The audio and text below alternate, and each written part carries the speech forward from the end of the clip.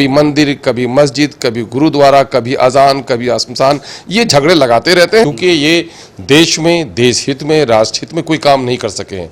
न नौजवानों को रोजगार दे सके, न कृषकों को उसकी फसल की कीमत दे सके। अपनी इन्हीं तमाम तर विफलताओं को, और आप महंगाई किस कदर बढ़ गई है और भारतीय करेंसी का अंतर्राष्ट्रीय स्तर पर कीमत कितनी घटी है। कल जातीय जनगणना पर सर्वदलीय बैठक हुई। मुख्यमंत्री नीतीश कुमार के अध्यक्षता में सभी दल जो है शामिल हुए, उसमें AIMIM के विधायक भी शामिल हुए। हमारे साथ इस वक्त अख्तरुल इमाम हैं बात करने के लिए। सर, सर्वदलीय बैठक में फैसला तो हो गई है कि जातीय जनगणना होगी, लेकिन एक तरफ बीजेपी कह रही है कि जातीय जनगणना में सभी जात को गिना जाए, लेकिन घुसपैठिए जो है, जो दूसरे देश से आकर के बिहार के सीमावर्ती इलाकों में हैं, उनकी गिनती नहीं की जाए। क्षमा कीजिए, जातीय आधारित जनगणना नहीं होगी, जातीय आधारित गणना होगी जी। तो मामला ये है कि जातीय आधारित गणना होना ज़रूरी है। देश के स्वतंत्रता के 75 साल बाद भी शोषितों और पीड़ितों को उसको मान सम्मान अब तक नहीं मिल पाया है, उनके साथ इंसाफ नहीं हुआ है। इसलिए उनके साथ इंसाफ करने के लिए, नीतिगत निर्णय लेने के लिए डाटा बेस्ड पॉलिसी बननी चाहिए, उसके लिए ज़रूरी है। और बिहार की तमाम तर पार्टियों ने सर्वसम्मत फैसला लेकर ये किया है। इसके लिए मैं बिहार के मुखिया जनाबे नीतीश कुमार जी को, अपोजिशन के लीडर जनाबे तेजस्वी साहब को, साथ ही सारे दल के लोगों को मुबारकबाद पेश करता हूँ। लेकिन जहाँ तक बीजेपी की बात कहते हैं तो माइनॉरिटी के लोगों को गाली देना उसकी पुरानी फितरत और आदत है। मैं ये कहता हूँ कि जो नेता इस तरह की बात बोलते हैं, बिहार में एक लंबे अरसे से उनकी हुकूमत है। ये बताएं कि 2005 से लेकर अब तक कितने रोगनिया को, कितने बांग्लादेशी को उसने चिन्हित की, कितने को उसने निकाल बाहर किया। देश की सत्ता पर बैठे हुए हैं, बिहार से कितने लोगों को चिन्हित किया उसने। ये बयानबाजी क्यों है?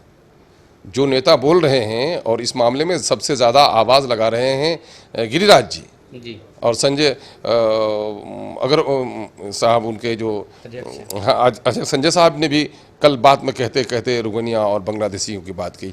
दरअसल इनका पेट, इनका दाना हजम नहीं होता है, चूंकि ये देश में, देश हित में, राष्ट्र हित में कोई काम नहीं कर सके हैं। न नौजवानों को रोजगार दे सके, न कृषकों को उसकी फसल की कीमत दे सके, न बच्चों को स्कूल दे सके हैं, न बीमारों को दवा दे सके हैं। उल्टे गोया लोगों के रगों से खून निकाल लिया है इसने पेट्रोलियम की कीमत बढ़ाकर। आप देखेंगे कि GST नोटबंदी के जरिए से तमाम तर कारोबार चौपट हो गया है। अपनी इन्हीं तमाम तर विफलताओं को, और आप महंगाई किस कदर बढ़ गई है और भारतीय करेंसी का अंतर्राष्ट्रीय स्तर पर कीमत कितनी घटी है, ये सारी वो चीज़ें हैं जो आम लोगों को चिंतन मंथन करनी चाहिए इस विषय पर। ये इन्हीं तमाम तर कमियों को छुपाने के लिए कभी मंदिर, कभी मस्जिद, कभी गुरुद्वारा, कभी अजान, कभी आसमसान, ये झगड़े लगाते रहते हैं। और ये ढोगनिया और बांग्लादेशी तो इनका पुराना जुमला है। मैं कहता हूँ कि ऐसे ऊंचे स्थान पर बैठे और संवैधानिक ओहदे पर बैठे हुए लोगों का इस तरह की बयानबाजी, मैं समझता हूं कि शायद उसको अपनी गरिमा का भी ख्याल नहीं है कि मैं किस जगह बैठा हुआ हूं।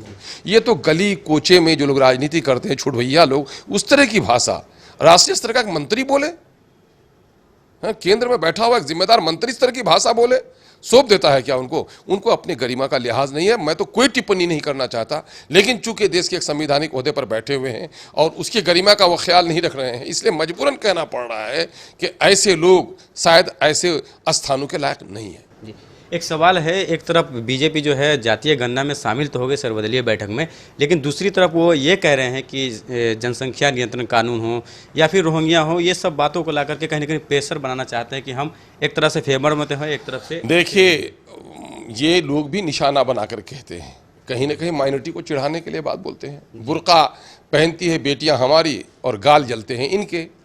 टोपी कोई पहनता है, सर में खुजावट इनकी होती है। मैं कह रहा हूं ये देश सबका है ना, कोई किसी की रैयत नहीं है। ये देश हिंदू, मुस्लिम, सिख, ईसाई सबका है, भारतीयों का देश है। ये भारत को नहीं समझते। भारत मिट्टी के टुकड़े का नाम नहीं है, सिर्फ भारत में बसने वाले जन जन का नाम भारत है। अगर भारत माता से प्रेम करते हो तो भारत माता के संतान से भी प्रेम करना चाहिए। भारत की मिट्टी से प्रेम और भारत की जनता से दुश्मनी, ये समझता हूं कि राष्ट्रवाद नहीं है, ये मानववाद नहीं है। ये लोग भटके हुए लोग हैं। ये लोग इस तरह की उन्मादी बयानबाजी करते रहते हैं। इनको पता नहीं है कि कहाँ से रुगनिया लेके आएंगे, कहाँ से लेकर के आएंगे बांग्लादेशी। इनके अलावे कोई मुद्दा ही इनके पास नहीं है, मुद्दा विहीन लोग हैं ये लोग।